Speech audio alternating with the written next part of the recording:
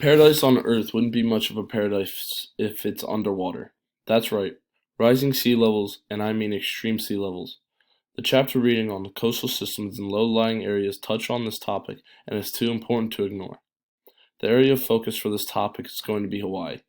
Yes, it may be an entire state, but this small set of islands is very well populated and even more obvious, a huge tourist destination.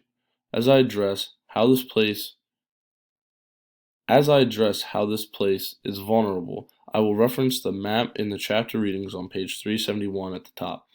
This map marks the areas that would need to increase their flooding protection structures to cope with the rising sea levels.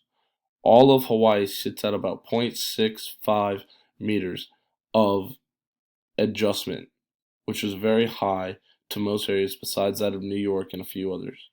Environmental change is pretty obvious when we address the issue. The tropical island is known for the beaches and jungles that cover the island.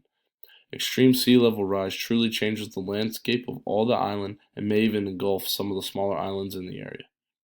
Communities in these areas should fear this kind of event, as it does not just change the communities, but it could destroy some communities. From seaside communities to cities, only the people and the communities in the hills and mountains of Hawaii are safe. But when mass amounts of people are required to flood these areas, no community will be the same. The map reference on the size of the changes required to these areas of flood precautionary system defenses. Obviously, preparing is some type of defense, but what the root of the problem is where they should really focus. That, of course, comes down to the melting sea ice and the climate change. Minimizing the pollution in the oceans and their carbon footprints as well are small steps that they can take that would help if the rest of the world did the same.